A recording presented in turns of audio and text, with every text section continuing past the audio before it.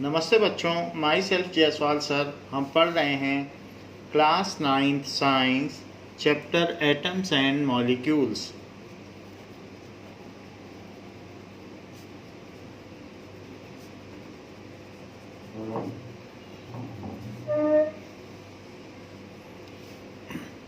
All matters around us are made up of tiny particles known as atoms. All matter, all kinds of matter, जो भी हमारे चारों तरफ हैं, all kind of matter around us is made up of very tiny particles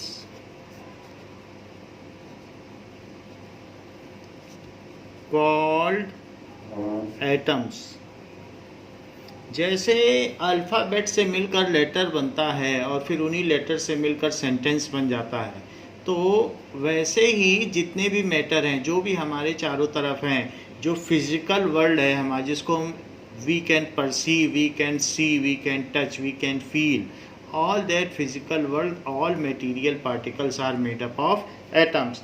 like if we take gold, जैसे अगर हम gold को लें और उसको ब्रेक डाउन करते चले जाएं, so if we keep on breaking down gold, then it will be converted into smaller and smaller gold particle, and at a certain junction of time we will reach a such smallest particle which cannot further be broken down. ऐसे ही आप कोल को ले लें, कोयले को, carbon को, तो अगर आप कार्बन को ब्रेक करते चले जाएं, पाउडर करते चले जाएं, तो पाउडर करने के बाद एक ऐसा टाइम आ जाएगा कि फिर उसको और पाउडर नहीं किया जा सकता है. So that will be the smallest particle. उसको आप फिर कितना भी हैमरिंग करते रहें, फिर वो और नहीं टूटेगा. So if we keep on breaking down any metal particle, और कोई भी चीज़ हो, मेटल हो, नॉन मेटल हो, मेटलॉइड हो, या फिर कोई दूसरा कंपाउंड ही क्यों ना हो. So, if we start breaking down, अगर हम ब्रेकिंग डाउन करते चले जाएं, ब्रेकिंग डाउन एनी मटेरियल या matter, then at certain point of time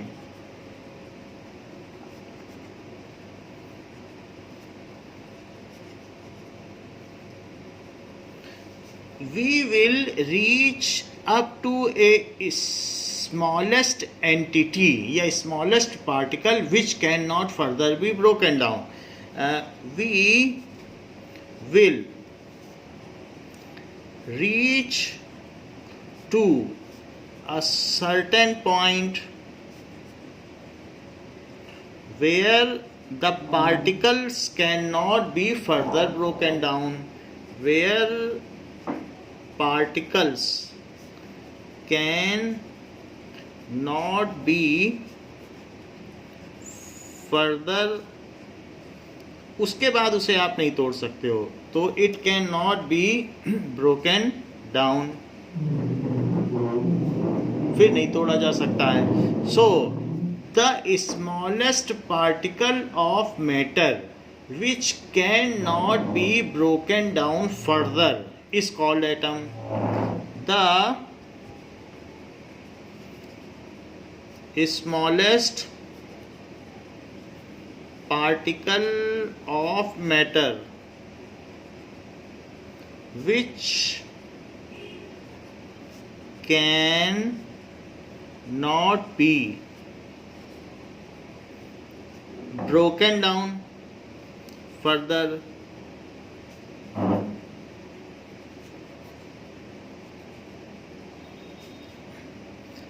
is called atom. उसको एटम कहते हैं. What does it mean? Atom, that is A plus Tomio. इसको एटम कहेंगे। अन और प्लस कटेबल, जिसे और काटा नहीं जा सके तो उसको कहते हैं एटम, अनकटेबल। सो ए टोमियो, टोमियो का मतलब होता है कट करना। सो ए प्लस टोमियो, उसी से एटम बना है, दैट इज लैटिन ओरिजिन। सो ए टोमियो, टोमियो का मतलब कट करना। सो एटम को और तोड़ा नहीं जा सकता है। It can not be broken down further into smallest particles, उसे और तोड़ा नहीं जा सकता है। डिफरेंट काइंड्स ऑफ एटम्स, जो डिफरेंट काइंड्स ऑफ एलिमेंट्स हैं, कौन कौन से एलिमेंट्स हैं? Metal, non metal and metalloids, total 118 elements हैं।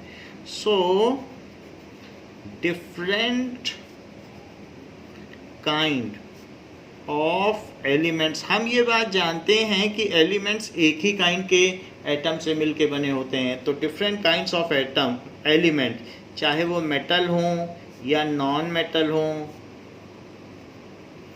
या फिर मेटलॉइड हों। So different kinds of atoms, elements are made of different kind of atoms, and different atoms have different properties।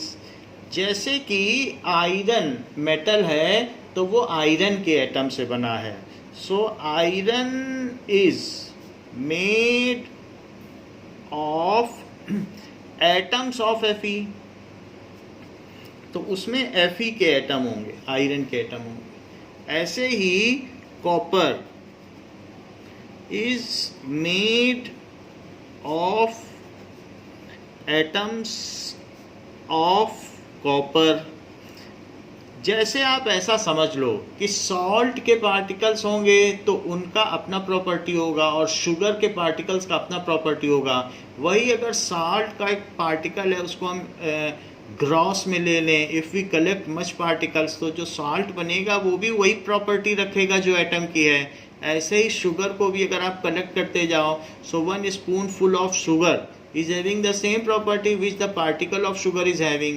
In the similar manner, different atoms have different properties. तो different atoms की different properties होती है। Copper के atom की जो property होगी, जैसे ये एटम्स ऑफ कॉपर के बने हैं तो कॉपर के एटम की अलग प्रॉपर्टी होगी जिसकी वजह से उसका शाइनी रेड ब्राउन लस्टर होता है कॉपर का, और Fe का कुछ स्टील ग्रे कलर का लस्टर होता है।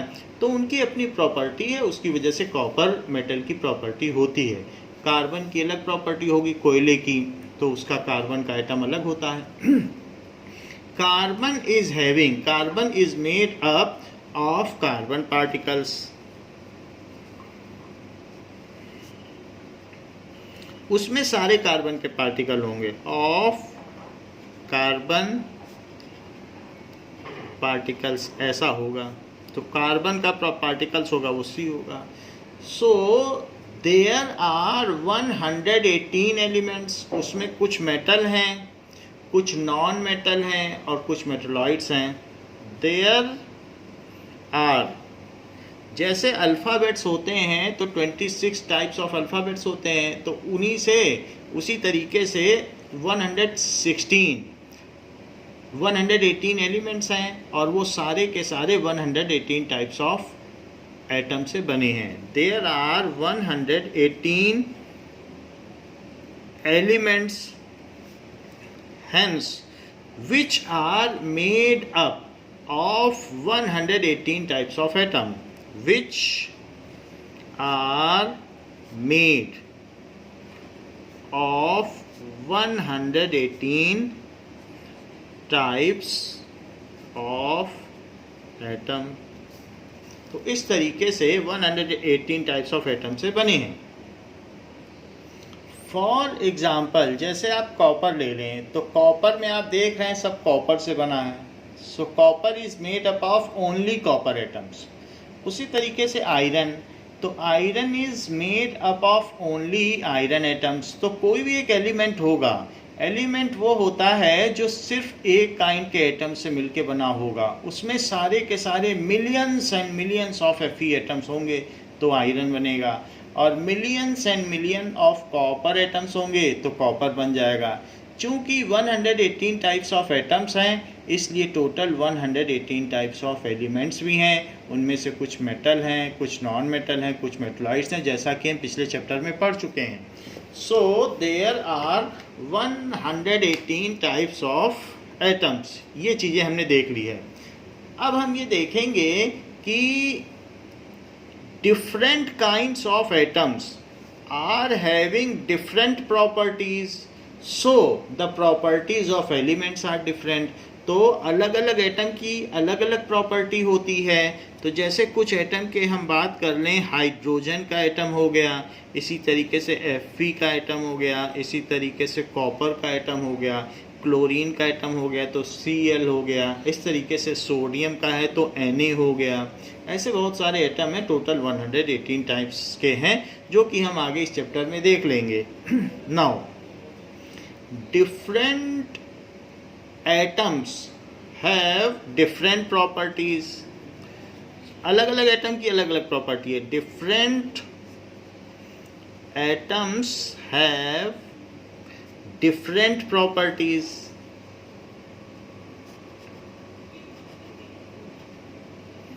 जैसे कि कार्बन के एटम की और Fe के एटम की अलग अलग प्रॉपर्टी होगी। फॉर एग्जांपल कार्बन एटम जिसका कि सिंबल C है, एंड आयरन का एटम जिसका कि सिंबल Fe यानी ferrum. So have carbon and iron atoms have different properties, have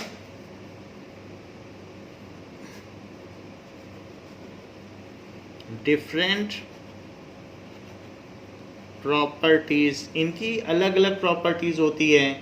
so carbon element and iron element, ये नॉन मेटल है और ये मेटल है। So carbon element and iron element also have different properties, have। तो जब atom ही different है तो उससे बनने वाला एलिमेंट भी डिफरेंट होगा। have different properties। तो इन एटम्स की अलग अलग प्रॉपर्टीज क्यों होती है? Because there are different numbers of electron, proton and neutron present in different kinds of atom। तो इनमें अलग अलग इलेक्ट्रॉन, प्रोटॉन और न्यूट्रॉन की संख्या होती है, उस वजह से इनकी अलग अलग प्रॉपर्टीज होती है। दैट वी विल सी कि कितने कितने इलेक्ट्रॉन, कितने कितने प्रोटॉन और कितने कितने न्यूट्रॉन इन सब में 118 टाइप्स ऑफ एटम्स में होते हैं, वो हम आगे इसमें देख लेंगे। सो इतनी तो बात अलग है, ये इट इज श्योर कि अलग अलग एटम की अलग अलग प्रॉपर्टीज होती है। So different atoms have different properties. So different materials also have different properties. तो ये भी बात है। Different kinds of atoms have different properties, तो उनकी अपनी अपनी प्रॉपर्टीज है। और उसी तरीके से different kinds of matter also have different properties. अब हम देखते हैं कि केमिकल रिएक्शन क्या चीज होती है। What is chemical reaction? Now chemical reaction, देखिए हमने आपको एटम की डेफिनेशन बताई है। So the smallest particle of matter which can not be further broken down is called atom. अगर आपको डेफिनेशन लिखनी है तो यही लिखना होगा कि the smallest particle of matter which can not be further broken down, जिसे और अधिक तोड़ा न जा सके, उसको एटम कहते हैं। यही इसकी definition, the smallest particle of matter which can not be further broken down. अब देखिए केमिकल रिएक्शन क्या होती है। Chemical reaction is merely arrangement of different atoms.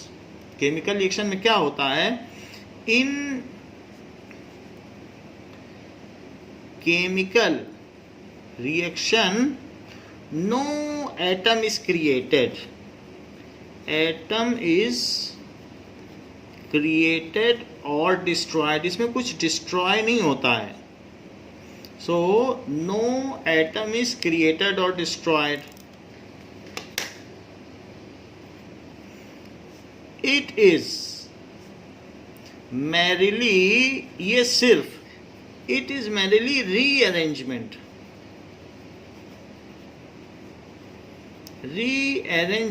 of atoms. Chemical reaction में रीअरेंजमेंट होता है. जैसे आयरन में रस्ट लग गया तो ये केमिकल रिएक्शन मानी जाएगी. कोल जल गया तो ये केमिकल रिएक्शन मानी जाएगी. इसी तरीके से हम क्रैकर्स जलाते हैं, वो केमिकल रिएक्शन है. आपके घर में एलपीजी है सिलेंडर में, वो जल जाती है तो केमिकल रिएक्शन है. इस तरीके से मिल्क का कर्ड बन जाना एक केमिकल रिएक्शन है. तो ये सारी केमिकल रिएक्शंस हैं. बहुत सारी बायोकेमिकल रिएक्शंस हमारी बॉडी में भी होती है, जैसे फूड का डाइजेशन. तो अब हम यहाँ ज़रा देखें, H2 हाइड्रोजन और Cl2 जब मिल जाते हैं तो 2HCl बनेगा. इसका क्या मतलब है, जरा इस चीज़ को देखें. तो H2 का मतलब है कि दो H के एटम जो कि आपस में पहले कंबाइन थे तो H2 है. ये हाइड्रोजन कहा जाएगा, हाइड्रोजन गैस. तो इसको कहेंगे हाइड्रोजन गैस. और ये क्लोरीन गैस है. हाइड्रोजन गैस कलरलेस होती है, chlorine gas light yellow colour की होती है. तो क्लोरीन गैस देखें तो इसमें Cl के एटम होंगे और वो भी आपस में कंबाइंड है. तो ये Cl2 है, दिस इज क्लोरीन गैस. और अगर ये दोनों आपस में एक दूसरे के साथ एक फ्लास्क में डाल दिए जाए, हाइड्रोजन गैस और क्लोरीन गैस, तो ये आपस में एक दूसरे को कोलाइड करते हैं, टक्कर मारते हैं. और टक्कर मारने पर ये दोनों एक यहाँ से टूट जाते हैं. So after collision they break down. और ब्रेक डाउन होने के बाद फिर हाइड्रोजन और क्लोरीन आपस में एक यहाँ बॉन्ड बना लेते हैं. इसका इसके साथ बन जाएगा. और दूसरे हाइड्रोजन और दूसरे क्लोरीन का अलग बॉन्ड बन जाएगा. इस तरीके से 1HCl और 1HCl 2HCl बन गया. तो इसका मतलब है कि इसको कहेंगे हाइड्रोजन क्लोराइड गैस. ये भी गैस ही होती है. तो हाइड्रोजन, ये कलरलेस होती है, hydrogen chloride gas. White fumes भी इसमें आते हैं. तो इस तरीके से हमने देखा कोई एटम ना बना ना टूटा.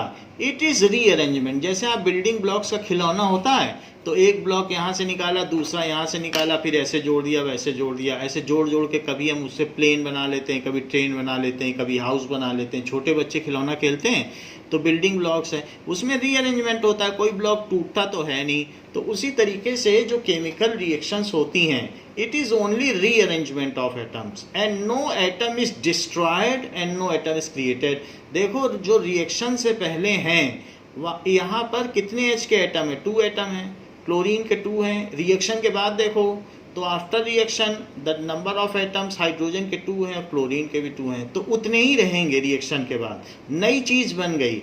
The new thing formed is having totally entirely new range of properties. Chemical reaction से जो नई चीज़ बनती है उसकी प्रॉपर्टी ही अलग होती है. कोयला जल गया तो राख बन गई, एशेस में कन्वर्ट हो गया, तो वो चीज़ अलग हो जाती है केमिकल रिएक्शन में. मिल्क जब कर्ड में बदला तो उसकी प्रॉपर्टी बदल गई.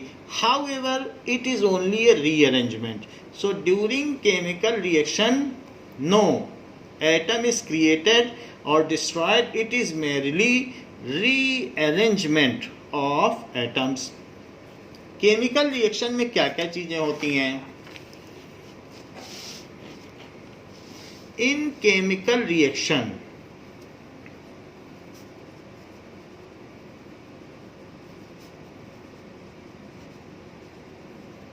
देखिए, केमिकल रिएक्शन में क्या होता है, द कंपाउंड्स, या ये कह सकते हैं the chemical which participate in the reaction are called reactant. तो एक होता है रिएक्टेंट और एक होता है प्रोडक्ट. जैसे हमने देखा हाइड्रोजन गैस, तो हाइड्रोजन गैस और प्लस क्लोरीन गैस मिली, अभी पीछे देखा तो क्या बन गया इन दोनों के मिलने से, हाइड्रोजन क्लोराइड बन गया। तो ये जो चीज है, so the chemical which participate to form something, these are called reactants.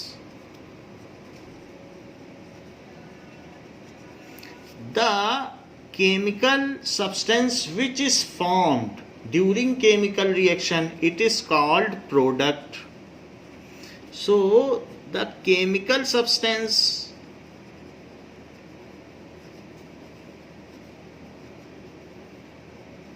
which जो पार्टिसिपेट करेगा, पार्टिसिपेट जो हिस्सा लेगा during, which participate in chemical reaction, जो केमिकल चेंज हो रहा है उसमें जो पार्टिसिपेट कर रहा है उसे क्या कहेंगे, that will be called reactant. So which participate in chemical reaction, या केमिकल रिएक्शन भी कह सकते हो, chemical change. So chemical change is या आर, एक हो सकता है एक भी पार्टिसिपेट करे और वही खुद टूट के कई सारे बना दे, और कभी कभी ऐसा भी होता है कि बहुत सारे मिल के एक बना दें, ऐसा भी हो सकता है। जैसे कि कैल्शियम कार्बोनेट CaCO3, इसको कहेंगे कैल्शियम कार्बोनेट। तो कैल्शियम कार्बोनेट अगर आपस टूट जाए तो ये कैल्शियम ऑक्साइड बना देगा और CO2 गैस, कार्बन डाइऑक्साइड बना देगा, दैट इज चूना, दैट इज एक्टिव लाइन, जिससे हम लोग के घर में वाइट वॉशिंग होती है। सो कैल्शियम ऑक्साइड बना देगा, और this is CO2 carbon dioxide, ये हम जानते हैं। दिस इज मार्बल, मार्बल यानी संगमरमर। सो मार्बल को अगर हीट कर दिया जाए 2000 डिग्री सेल्सियस पर तो ये बन जाएगा और ये गैस निकल जाएगी, ये चूना है। So we all know about it, that is active line. तो एक्टिव लाइन बन जाएगा ये। तो हम ये कह रहे हैं कि what ever is participating in reaction is called reactant. तो यहाँ पर रिएक्टेंट 1 हो गया, और प्रोडक्ट कितने हो गए, प्रोडक्ट यहाँ 2 हो गए। तो वही बात है, the chemical substance which participate in chemical change is, अकेला भी हो सकता है और 2 भी हो सकते हैं या 3 भी हो सकते हैं, इज कॉल्ड रिएक्टेंट। उसे अभिकर्मक कहेंगे, उसे रिएक्टेंट कहेंगे। तो ये रिएक्टेंट की डेफिनेशन हो गई। The chemical substance which is produced या formed during chemical change, the chemical substance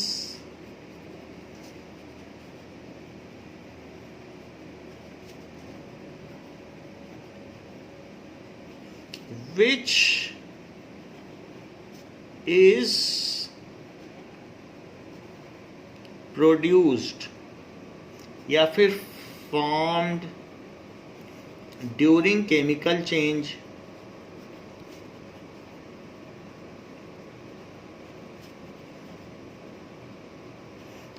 is called product. उसे कहेंगे प्रोडक्ट, उसे प्रोडक्ट कहेंगे। In and what is chemical reaction, listing of all reactants and product separated by arrow, where reactants are written on left hand side and products are written on right hand side, either in statement form और symbolic form। या तो आप symbol से भी लिख सकते हो, जैसे H2 + Cl2 और फिर HCl 2HCl, वो भी लिख सकते हो, नहीं तो पूरा नाम भी लिख सकते हो, either by naming them और by writing them symbolically is called chemical reaction। ये केमिकल रिएक्शन है। तो केमिकल रिएक्शन कैसे लिखी जाएगी? So what is chemical reaction? देखो अभी हमने आपको रिएक्टेंट की डेफिनेशन बता दी कि जो किसी रासायनिक अभिक्रिया में हिस्सा लेते हैं वो रिएक्टेंट हैं। रिएक्टेंट, रिएक्टेंट लिखिए, इसको N होगा। सो दे आर कॉल्ड रिएक्टेंट। और जो बनते हैं उन्हें क्या कहेंगे? उन्हें प्रोडक्ट कहेंगे। तो प्रोडक्ट की भी डेफिनेशन बता दी। Now what is chemical reaction?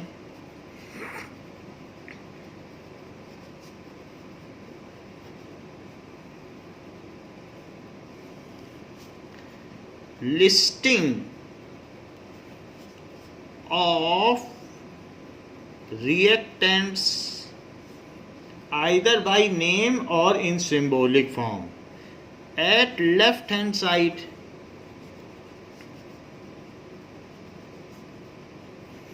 and product at right hand side.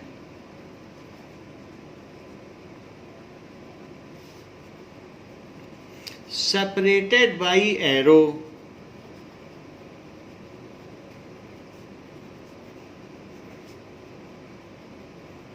Directed towards right hand side, वो एरो राइट हैंड साइड की ओर डायरेक्टेड होगा, इज कॉल्ड, उसको क्या कहेंगे? Chemical reaction.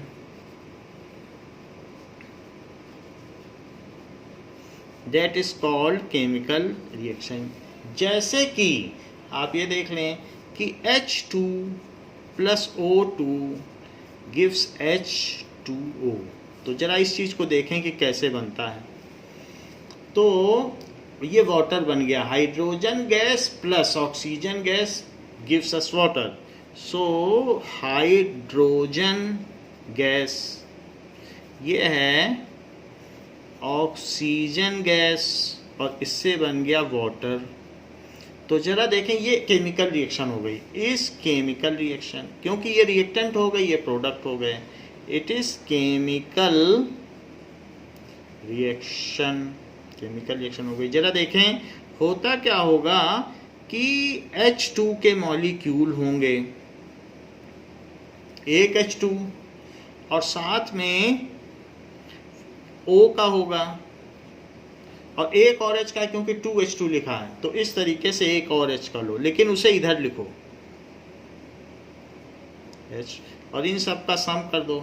यहाँ तो एक साथ ही लिखा जाएगा लेकिन दिखाने के लिए।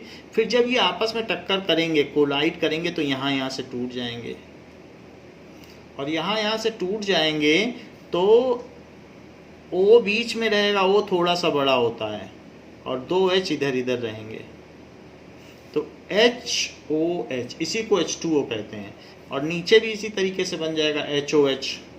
तो बीच में O रहेगा, फिर एक H, फिर एक H। तो इस तरीके से 2H2O बन जाएंगे। देखो 2H2O लिखा भी है, और ये H2 प्लस H2 तो 2H2 लिखा है, और ये O2 का मॉलिक्यूल है, और ये H2 का मॉलिक्यूल है। तो इस तरीके से एटम एटम अगर कंबाइन करते हैं तो मॉलिक्यूल बनता है। चाहे वो same types of atom combine करें तो भी मॉलिक्यूल है, और डिफरेंट टाइप ऑफ कंबाइन करें तो भी मॉलिक्यूल है। ये क्यों कंबाइन करते हैं, ये चीज़ इस चैप्टर में और अगले चैप्टर में आगे बताई जाएगी कि क्यों ऐसे कंबाइन करते हैं, क्या रीज़न है। लेकिन इतना जान लीजिए कि ये लोग अपने इलेक्ट्रॉन्स के नंबर्स को एडजस्ट करने के लिए कंबाइन करते हैं।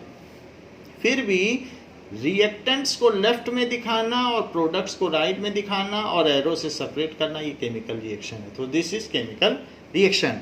केमिकल रिएक्शन में होता क्या है?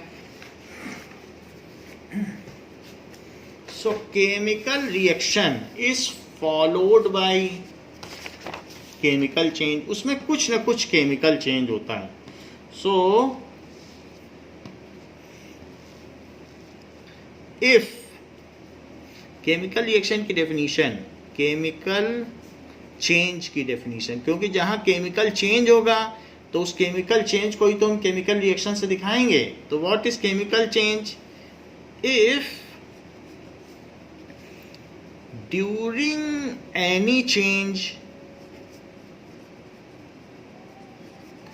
देयर इज, अगर वहाँ क्या हो, चेंज इन कलर होता हो, कलर चेंज हो जाए, चेंज इन कलर, उसके अलावा चेंज इन ऑर्डर, स्मेल बदल जाए, जैसे कर्ड बन जाती है तो चेंज इन ऑर्डर, स्मेल बदल जाए। फिर इसके अलावा एब्जॉर्ब सो एब्जॉर्प्शन और release of heat, heat release हो या हीट ले, कुछ रिएक्शन ऐसी होती है उनको हीट करना पड़ता है तो एब्जॉर्ब करें, कुछ में हीट निकलती है, जैसे क्रैकर जलाते हैं तो हीट निकलती है, तो रिलीज ऑफ हीट हो तो भी कहेंगे कि केमिकल रिएक्शन हुई है। और किसी किसी में इवोल्यूशन ऑफ गैस, गैस निकले तो भी कहा जाएगा कि रिएक्शन हुई है। चेंज ऑफ फेज, कभी कभी वो चीज़ होती है लिक्विड लिक्विड को मिला दो तो सॉलिड बन जाती है, तो ऐसे केस में भी कहा जाएगा कि केमिकल रिएक्शन हुई है। तो that is change of phase. और ऐसा अगर कभी भी हो तो हम कहेंगे कि केमिकल रिएक्शन हुई है, केमिकल चेंज हुआ है, और उस चेंज को हम रिएक्शन से शो कर देंगे। जैसे कि आप यहाँ देख लें कि ये गैस है और ये गैस है, लेकिन इससे मिल गया लिक्विड बन गया, वाटर बन गया, तो गैस और गैस मिलने से लिक्विड बन गया, तो फेज भी चेंज हो गया। कभी कभी हीट निकलती, इसमें भी बहुत लार्ज अमाउंट ऑफ हीट निकलती है, और कभी कभी हीट एब्जॉर्ब होती है, जैसे यहाँ देख रहे हैं हीट एब्जॉर्ब हो रही है। संगमरमर को गर्म करोगे तो चूना बन जाएगा, अपने घर की संगमरमर ज़मीन में जो मार्बल लगा उसे बहुत हीट करोगे तो चूने में बदल जाएगा। इसी तरीके से कई कई जगह इसमें हीट निकलती है, कलर भी चेंज हो जाता है, तो ये सारी चीज़ें केमिकल चेंज है। Now we will see the certain examples of chemical change. अब हम यहाँ पर देखेंगे कि कैसे HCl, that is hydrochloric acid, and NaOH, sodium hydroxide को, if they are mixed with each other then there is change in colour, तो उस चीज को हम देखेंगे। So this is a chemical change. Now we will see if sodium metal, this is sodium metal, अगर हम इसको वाटर में डाल दें तो क्या होगा, सोडियम मेटल बिल्कुल इरेजर की तरह सॉफ्ट होता है और ये नाइफ से कट जाता है। It can be cut with easily with knife, और 100 डिग्री सेल्सियस से नीचे इसका बॉइलिंग पॉइंट है, तो इसको अगर हम वाटर में डालेंगे तो कैसा केमिकल चेंज होगा।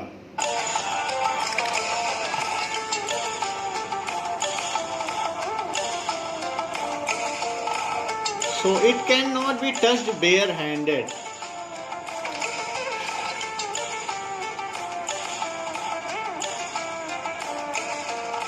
So this is 1 kg of sodium and put in water.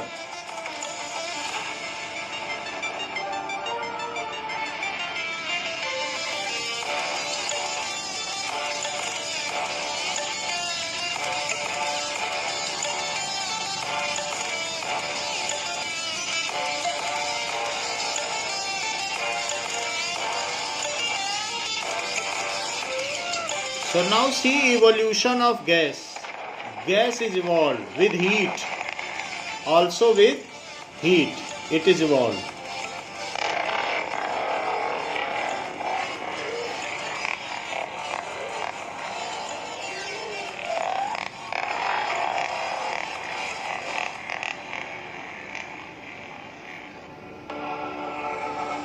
So this is a large amount of heat and gas is evolved in this.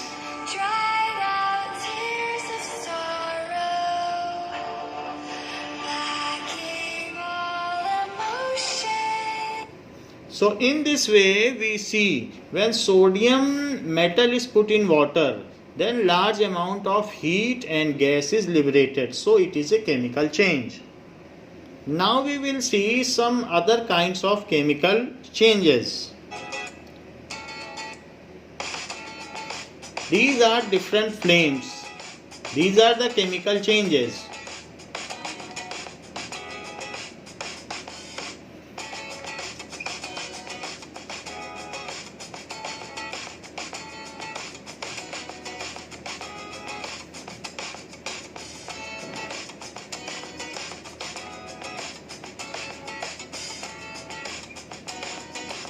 So different salt produces different kinds of flames. यहाँ दिखाया गया है, तो ये भी एक तरीके का केमिकल चेंज होगा। अलग अलग सॉल्ट ले लीजिए और उसमें थोड़ा सा इथेनॉल डाल दीजिए, then it will produce a flame of different color. तो अलग अलग सॉल्ट है, जैसे कॉपर सल्फेट है, ऐसे अलग अलग यहाँ पर लिया गया है. That has been shown. और थोड़ा सा पेट्रोल डाल लें या इथेनॉल डाल लें, कुछ ऐसे डाल देंगे अल्कोहल, तो इसमें अलग अलग फ्लेम प्रोड्यूस होगा. तो it is a kind of chemical change.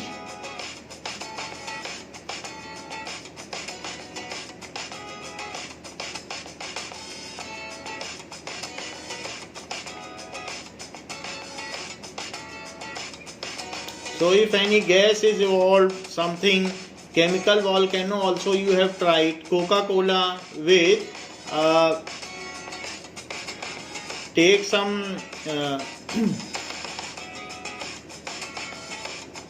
menthos and Coca-Cola cold drink, then also this reaction will occur. So there is a change in phase. तो आप ये देख रहे हैं सडन इंक्रीज इन वॉल्यूम हो जा रहा है, चेंज इन कलर हो जा रहा है.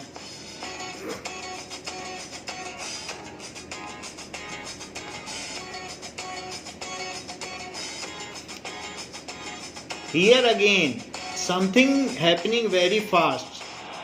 So there is evolution of gas, heat and change in color. It is all chemical change. Now there is one more chemical change. During festivals we have used such kinds of crackers in which volume is suddenly increases. It is a kind of snake. So here let us see. Discovered in 1821 in Germany. Soon after its discovery, it became a publicly available firework in Germany known as the Pharaoh's Serpent. However, it was eventually banned due to its highly toxic nature. The compound itself is a highly toxic mercury salt, and the combustion simply produces more toxic compound. Ferric acid. Now see, such kind of chemical change is occurring, and its volume is getting increased. You will need about 4 grams. Now let us see some other chemical changes. We all are familiar with potassium permanganate, which is of purple color. So take potassium permanganate and glycerol. जैसे मुंह में छाले हो जाते हैं तो glycerol लगाया जाता है. So उन दोनों को मिक्स कर दें, then it is a chemical change that has been shown. Potassium परमैग्नेट और ग्लिसरॉल को, ग्लिसरॉल फेस के लिए भी जो ब्यूटी पार्लर में यूज होता है, तो फेस मास्क बनाने के लिए या फेस पैक बनाने के लिए. Now see here, this is potassium परमैग्नेट.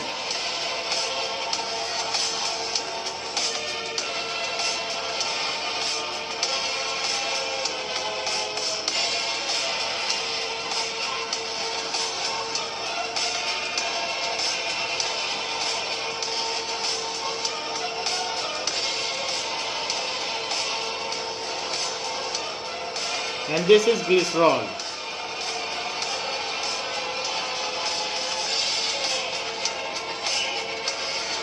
So after few seconds we will see that some smoke is coming. See, smoke is coming with flame. So this is a chemical change. ये chemical change हो रहा है.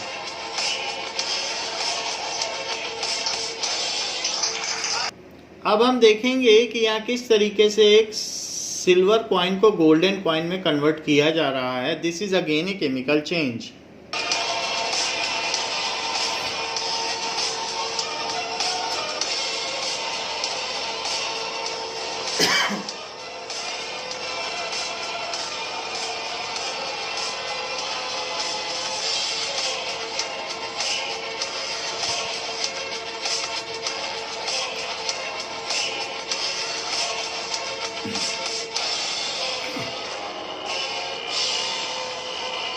It is converted into gold coin.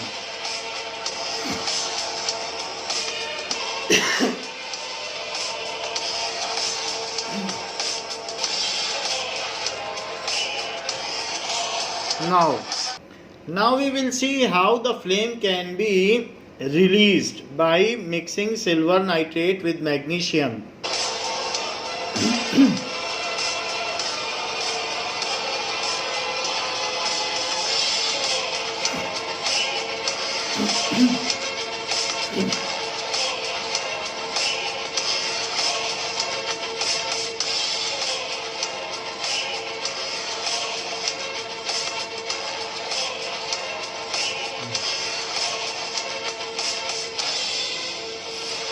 and adding little amount of water. So this is a chemical change.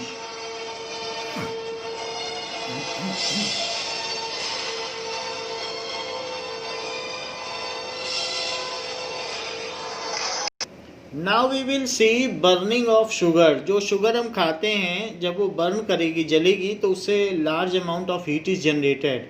In the similar manner, whatever sugar or carbohydrate we eat, it generates large amount of heat in our body, by which we are able to do many life processes, perform very life processes. तो sugar के जलने से ही heat पैदा होती है. This is shown in this reaction.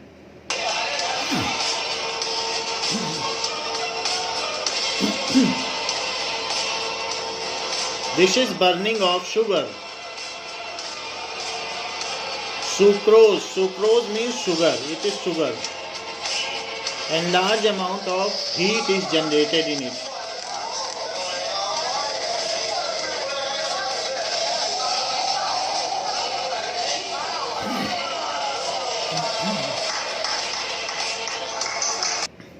Now we will see the making of elephant toothpaste. In this, what we have to do, that take liquid soap and add some food color, and after that potassium iodide in it, then the elephant toothpaste is formed.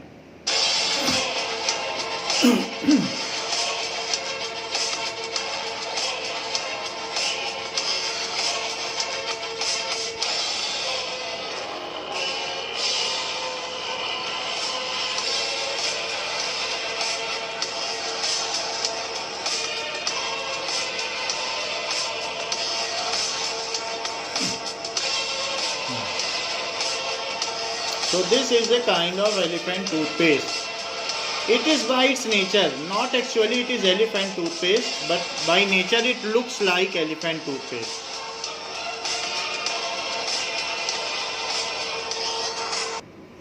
Now all the chemical changes or chemical reactions are having some rules, some laws which are common. So that are known as laws of chemical combinations. So let us see laws of chemical combination.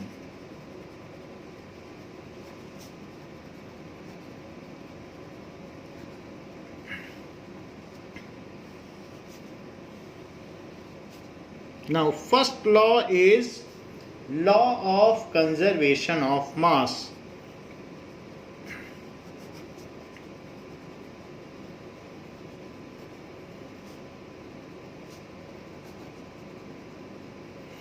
द्रव्यमान के संरक्षण का नियम, law of conservation of mass, and it was given by Antony Lavoisier.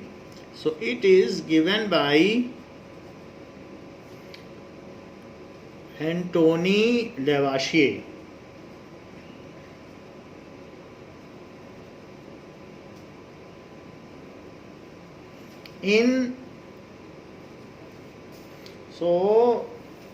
And Antony Lavoisier has given this law. What the law states? The law states that matter is neither created nor destroyed in a chemical reaction. ये law 1774 में दिया गया है और इसमें कहा गया है कि matter is neither created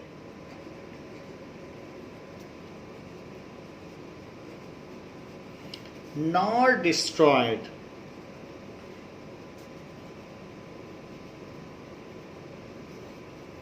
in chemical reaction. In chemical reaction यानी कि the total mass of all the reactants before chemical change and after chemical change is same.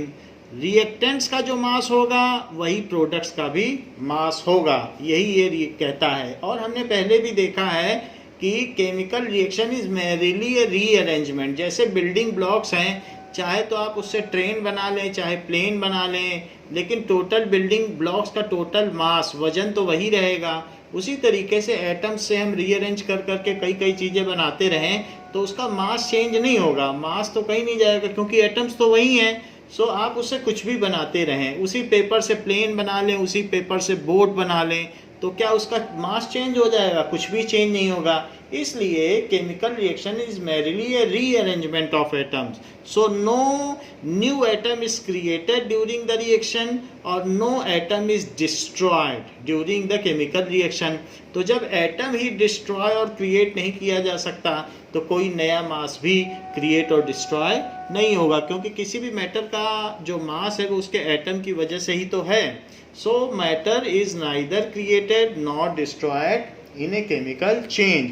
इसको दूसरी तरह से भी कह सकते हैं कि during a chemical change, during, ये तो ओरिजिनल बात हो गई जो उन्होंने बताई। अब इसको दूसरे से समझ सकते हैं। During chemical change sum of masses of reactant, कई भी रिएक्टेंट्स हो सकते हैं। So sum of reactants, sum of mass of reactants, जो भी मास होगा, sum of mass of reactants is equal to sum of mass of products. तो जो प्रोडक्ट्स का मास है उसके इक्वल होगा, ये चीज़ है। सो this is law of conservation of मास। जैसे कि अगर आप calcium carbonate, that is CaCO3 को कहते हैं कैल्शियम कार्बोनेट, अगर आप इसको हीट कर दें, हीट का ऐसा सिंबल होता है 2000 डिग्री पर, इसको हीट कर दें, तो हीट करने के बाद ये कैल्शियम ऑक्साइड बन जाएगा और CO2 बन जाएगा, इस तरीके से। So if we burn it, let us take it is 100 gram, calcium carbonate 100 gram ले लिया, और अगर ये 44 ग्राम बन रहा है तो इसको कितना बनना चाहिए? दैट शुड बी 56 ग्राम। यानी इसका जो टोटल मास है वो इसके टोटल मास के इक्वल होगा। ये कैल्शियम कार्बोनेट है जो कि मार्बल है, कैल्शियम कार्बोनेट, और ये क्या है? कैल्शियम ऑक्साइड जो कि लाइम है। सो कैल्शियम ऑक्साइड, और ये क्या है? CO2, that is carbon dioxide. So अब यहाँ पर हम इस चीज़ को देखें कि मास ऑफ रिएक्टेंट क्या है। रिएक्टेंट, इसके लिए आप इस चीज़ को एक बंद फ्लास्क में लें, तो बंद फ्लास्क में कैल्शियम कार्बोनेट ले लें और उसमें कॉक लगा दें, और कैल्शियम कार्बोनेट को जो आपने लिया है उसको पहले वे कर लें, तो आप 100 ग्राम ले लें। फिर उसके बाद उसको हीट करें। हीट करने के बाद इसमें क्या होगा? जब आप हीट करोगे तो उसमें CO2 गैस निकलेगी, ये CO2 गैस निकलेगी, तो CO2 गैस भी निकलेगी, उसका भी अपना मास होगा। ऐसा नहीं है कि गैस का कोई मास नहीं होता, हर एक चीज़ का मास होगा, गैस का भी मास होगा, और फिर CaO यहाँ बन जाएगा। फिर इसको, इसमें से कोई भी गैस एस्केप ना करने दें और इसको फिर से वे करें, तो जो बिफोर रिएक्शन, बिफोर हीटिंग जो मास था वही आफ्टर हीटिंग मास होगा। तो सब, अब जैसे मान लीजिए यहाँ CO2 बन गई और ये CaO है, तो इन दोनों का जो टोटल मास है वो भी 100 ग्राम ही होगा, और एक है बिफोर हीटिंग।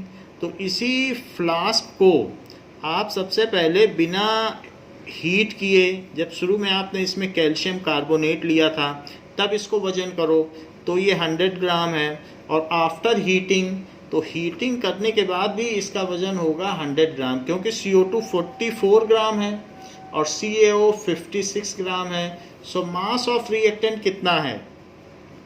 इट इज़ 100 ग्राम। लेवाशिये ने ऐसा ही किया, CaCO3 को हीट किया, तब वजन किया, और उसके पहले उसको वे किया, तो बोथ वर इक्वल। तो उन्होंने उसी के बेसिस पर अपना लॉ ऑफ कंजर्वेशन ऑफ मास का लॉ ऑफ केमिकल कम्बिनेशन दिया। So it is a law for chemical combination. Chemical reaction में जो लॉ है उसमें से एक प्राइम लॉ है।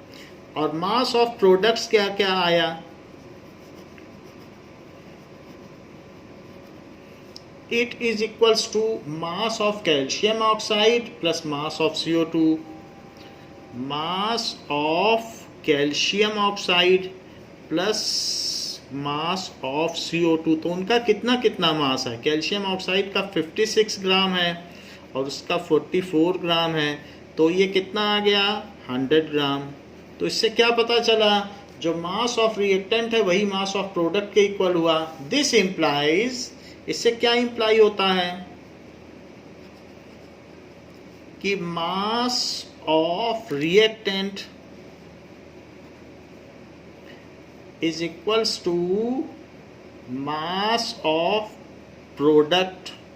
तो अभिकर्मकों का द्रव्यमान उत्पाद के द्रव्यमान के इक्वल हो गया। So this confirms, so it is in accordance with law of conservation of mass.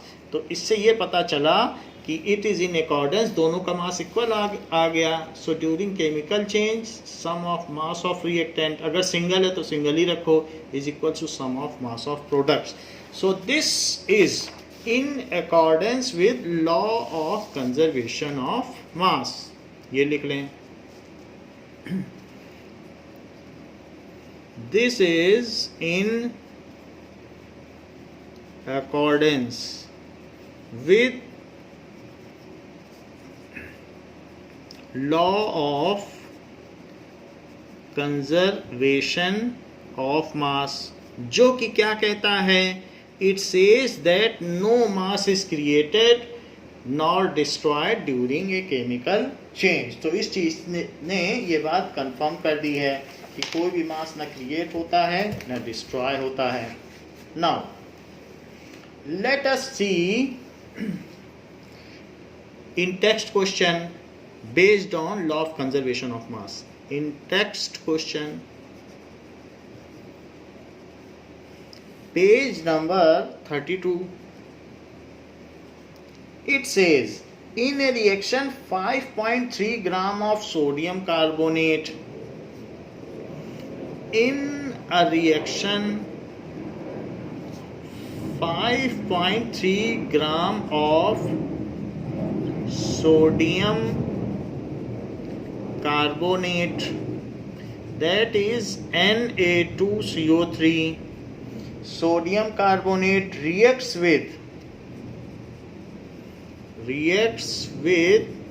6 gram of ethanoic acid, जिसको विनेगर भी कहते हैं, जो चाउमीन में मिला के खाया जाता है, ethanoic acid, that is CH3COOH। ये इसको इथेनोइक एसिड कहते हैं, ये विनेगर, ये सिरका।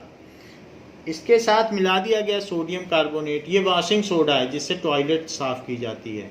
तो वॉशिंग सोडा को आपने विनेगर में मिला दिया है, तो प्रोडक्ट्स क्या क्या बने, the products are 2.2 gram of carbon dioxide, जिसका कि फार्मूला CO2 होता है। फार्मूला आप नहीं भी जानते हैं तो चलेगा, अगले चैप्टर में आपको सब बता दिया जाएगा। 0.9 ग्राम वाटर, 0.9 ग्राम वाटर जिसका कि फार्मूला H2O होता है, and 8.2 gram of sodium ethanoate and 8.2 gram of, ये सारी चीज़ें बनी हैं, सोडियम इथेनोएट। तो CH3COONA ये बन गया, CH3COONA, ये सारी चीज़ें बन गई। तो अब आपसे पूछा जा रहा है, so that the observations are in agreement with law of conservation of mass, so that the observations are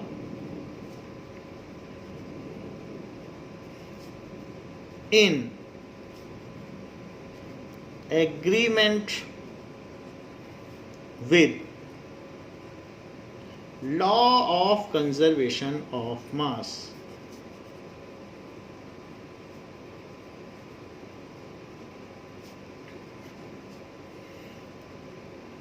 तो ये चीज़ हमें बतानी है। तो इस चीज़ का फार्मूला भी दिया है। नाउ सोल्यूशन, क्या क्या चीज़ें आपस में मिली हैं। हमने आपको बताया कि केमिकल रिएक्शन क्या होती है, उसमें लेफ्ट हैंड साइड में रिएक्टेंट्स लिखे जाते हैं और राइट हैंड साइड में प्रोडक्ट्स लिखे जाते हैं, एंड सेपरेटेड बाय एरो होता है, and arrow is directed towards right. तो सोडियम कार्बोनेट को लेफ्ट में लिखो, सोडियम कार्बोनेट, उसको किसके साथ मिलाया गया, विनेगर के साथ, दैट इज इथेनोइक एसिड। इसको धावन सोडा भी कहते हैं, धोबी लोग इससे कई बार कपड़े धोते हैं। तो इथेनोइक एसिड, ये 10 रुपये किलो मिलता है, सबसे चीप पाउडर है वॉशिंग के लिए। तो इन दोनों को मिला दिया गया तो क्या क्या बन गया, अब आप देखिए, CO2 बना, that is carbon dioxide, और क्या क्या बना, प्लस वाटर और प्लस सोडियम इथेनोएट, ये सारी चीज़ें बनी, इथेनोएट। ये तो आपका क्वेश्चन है। अब इसमें ये बात बताई गई कि 5.3 ग्राम इसे लिया गया है और 6 ग्राम इसको लिया गया है, 2.2 ग्राम ये फॉर्म हुआ है, 0.9 ग्राम ये फॉर्म हुआ है, और साथ ही साथ 8.2 ग्राम सोडियम इथेनोएट फॉर्म हुआ है। So let us total sum, इन सब का हमें टोटल सम कर देना चाहिए कि क्या क्या बना है। नाउ तो मास ऑफ रिएक्टेंट्स क्या है, mass of reactants is equals to 5.3 gram plus 6 gram, that is 11.3 gram. तो इन सबको जोड़ दो जो भी रिएक्टेंट्स हैं, रिएक्टेंट साइड को, तो 11.3 ग्राम लेफ्ट हैंड साइड में है, जो पार्टिसिपेट करते हैं उनको रिएक्टेंट्स कहते हैं, और जो बनता है whatever is formed is called product. तो ये तो हो गया मास ऑफ रिएक्टेंट्स। अब लिखिए मास of product,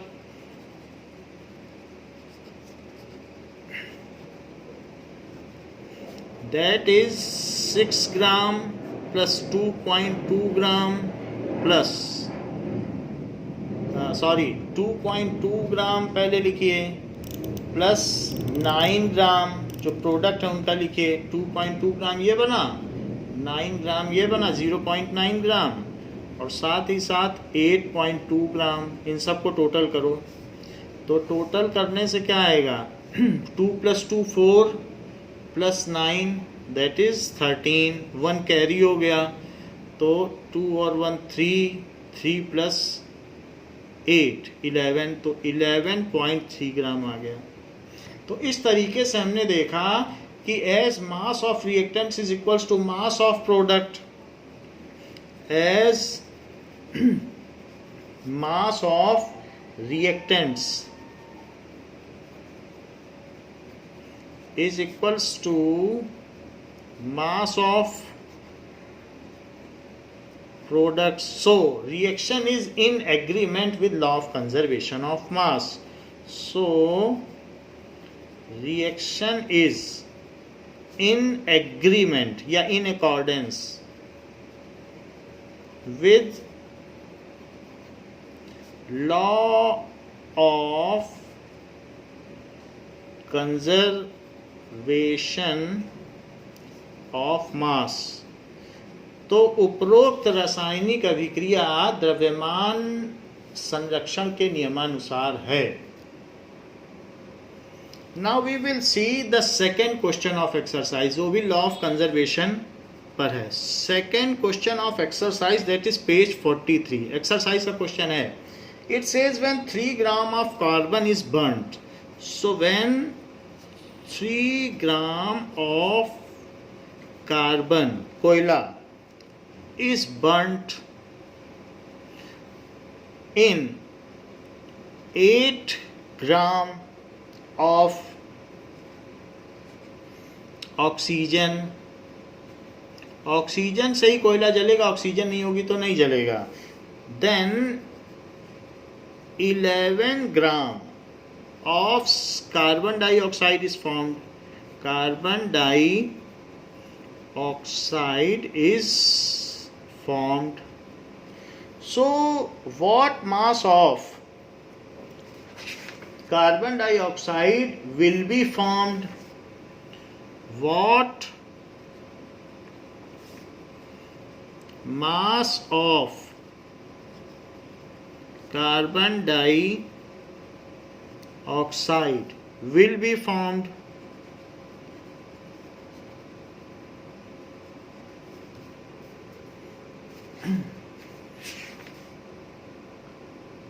When 3 gram of carbon is burnt, when 3 gram of carbon is burnt with 50 gram of oxygen, with 50 gram of oxygen, by what law of chemical combination this reaction is governed? By which law of chemical combination this reaction is governed?